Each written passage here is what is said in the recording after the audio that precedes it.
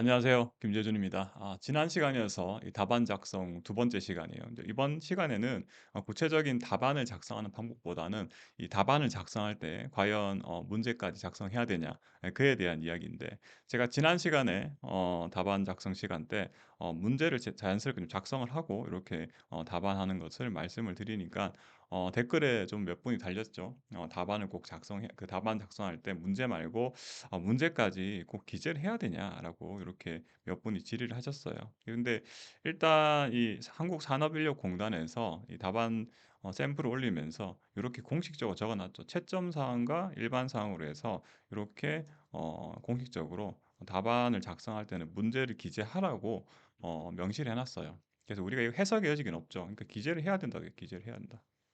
그래서 기재할 수 있다도 아니고요. 기재해야 된다라고 돼 있기 때문에 원칙적으로는 문제를 작성을 해야 되게 돼 있죠. 그래서 제가 이제 이렇게 말씀을 드렸더니 몇 분이 이제 질의를 올리셨어요. 아마 평소에 연습하실 때 뭐 아예 문제 번호만 적는 분도 계실 거고 아니면은 문제를 또 간략히 적는 분도 계실 텐데 저도 이 해당 내용을 좀 검색을 해보니까 여러 이제 뭐 사람들마다 좀 의견이 좀 다르더라고요. 문제 번호만 써도 된다. 또 아니면은 문제 간단히라도 써야 된다. 아니면 문제 써야 된다. 이렇게 여러 가지 의견들이 있던데 일단 이 내용에 대해서는 여러분들이 좀 객관적으로 잘 판단을 하셔야 돼요. 그러니까 합격하신 분들이 이 문제를 안 써도 번호만 쓰고 합격했다라고 하더라도 만약에 내가 문제만 썼는데 혹시나 감점이 조금 있을 수도 있잖아요. 그 가능성은 전혀 부인할 수는 없잖아요. 실제로 답안지를 본인이 보고 확인한 것들이 아니기 때문에 어쨌든 우리가 그 정보 가지고 객관적으로 판단하시는 부분은 문제만 쓰더라도 합격은 할 수 있구나. 근데 감점이 있는지 여부는 명확하게 우리가 알기는 어렵죠. 그래서 제가 이제 이 산업인력공단 통해서 이 공식적으로 답을 좀 드려보겠다 했더니 또 한 분이 또 이렇게 네가 답을 써봤냐? 답안지 써봤냐? 너무 저도 잘 알고 있어요. 그 부분은. 왜냐면은 아마 저를 잘 모르신 분들이 아마 이 댓글을 단 것 같은데 저도 이제 예전에 행정고시죠. 지금 오공채죠. 그 2차 답안이 있어요. 2차 답안이 있고 그 답안이 현재 있는 모든 2차 논술 답안 중에 아마 양이 제일 많을 거예요. 시간도 많고요. 저는 5일 동안 2시간씩 매일 5과목을 답을 썼거든요. 그래서 너무 잘 알고 있어요. 근데 그 답을 댓글을 다신 분들도 충분히 이해가 되는 게 시간이 모자라죠. 말도 안 되게 시간이 많이 모자랄 거예요. 저도 이제 모범 답안을 작성하고 있지만 저도 오공채 공부할 때도 답안 이거 문제를 쓰면은 정말 시간이 많이 모자라거든요. 타이트하죠. 공부가 확실하게 합격권에 드신 분이라면은 내가 쓰고 싶은 내용은 맞는데 시간이 모자라단 말이죠. 근데 또 이 산업인력공단에서는 일반 사항에서 이런 명시를 해놨단 말이에요. 명시를. 그리고 이거는 공문서죠, 공문서. 우리 이제 사무관리론 공부하시겠지만 이 공문서예요. 저도 공공기관, 그러니까 공무원 5공무원이죠.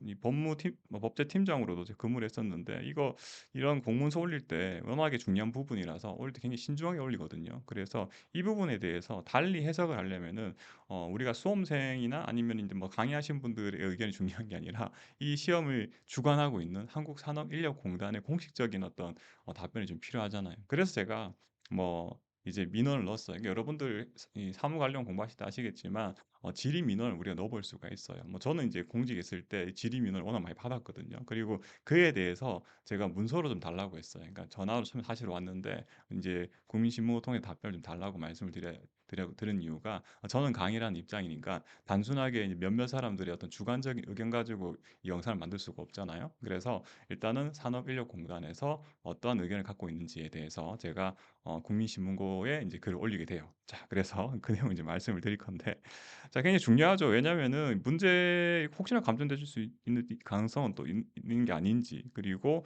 아예 안 쓸 수 있으면은 사실은 가장 베스트하잖아요. 시간을 굉장히 세이브를 많이 할 수 있으니까. 자, 그래서 제가 이걸 가져왔어요. 제가 어떻게 질의를 했냐면 이렇게 해놨어요. 앞서 이제 라이 일반 사항에 문제 답안 작성할 때 이 문제 번호 순서에는 답안 작성하지 아니해도 되나 문제 번호하고 문제를 기재하라고 명시되어 있단 말이죠. 그래서 제가 질의 사항이 어떤 거였냐면 어, 문제 번호랑 문제를 모두 기입하고 작성해야 하는 것을 의미하는지. 만약에 이게 더 중요하죠. 문제 번호만 기입하고 답안지 작성할 때 혹시나 채점 시 감점이 발생할 수 있는지라고 질의를 드렸어요. 여러분들 이게 제일 관심 있는 거잖아요. 그래서 제가 올리니까 일단은 이 국민신문고로 답이 오신 게 아니라 전화가 왔어요. 전화가 와 가지고 일단은 쓰라는 취지로 말씀하시더라고요. 쓰라는 취지로 말씀하면서 왜 이걸 써야 되냐 인제 세부적으로 말씀을 해 주셨는데 일단은 문제 번호만 쓰게 되면 실제 문제 번호하고 답안 내용하고 안 맞는 경우가 너무 많대요, 실무적으로. 그러니깐 1번 문 1 이라 써 놓고 2번 문제에 대한 답안을 써 버리는 거죠. 그러니까 수험생분들이 워낙에 긴장된 상황에서 타이트한 시간에 쓰다 보니까 정말 어처구니 없는 실수를 한다는 거예요. 그러니깐 "문제를 써야 된다."라고 말씀하셨고 그래서 제가 이랬죠.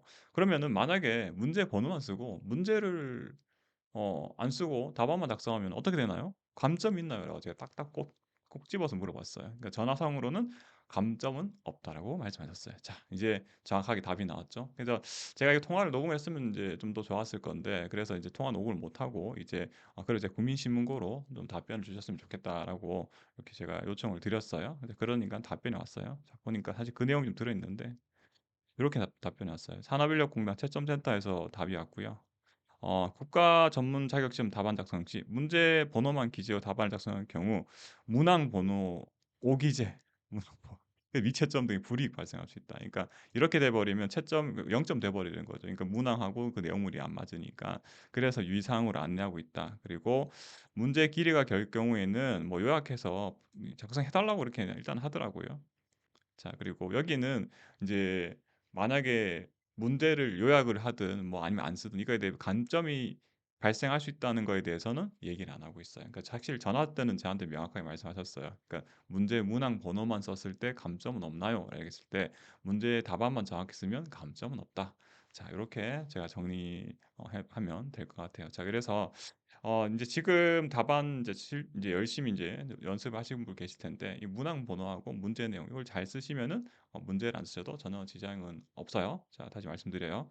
요렇게 해서 인제 제가 인력공단에 공식적인 답을 받아봤고 사실 이런 내용들은 사실 여러분들이 행정사가 되시면은 잘 확인해 보셔야 돼요. 그러니까 이게 일종의 공문서인데 앞으로 인제 일하시다 보면은 여러 인제 행정기관에서 이런 공문서 관련돼서 인제 민원 이 여러분들 고객들을 대신해서 이 업무를 처리를 하셔야 되잖아요. 그렇기 때문에 해당 이 공문서 내용 중에서 이렇게 뭔가 애매한 부분이라든가 아니면 해석의 여지가 있는 부분에 대해서는 행정사가 자의적으로 해석할 부분이 아니죠. 이게 이 담당하고 있는 행정기관에다가 이 질의를 통해 가지고 이렇게 답변을 받으신 다음에 업무를 처리하시면 좀 더 아마 정확하게 하실 수가 있을 거예요.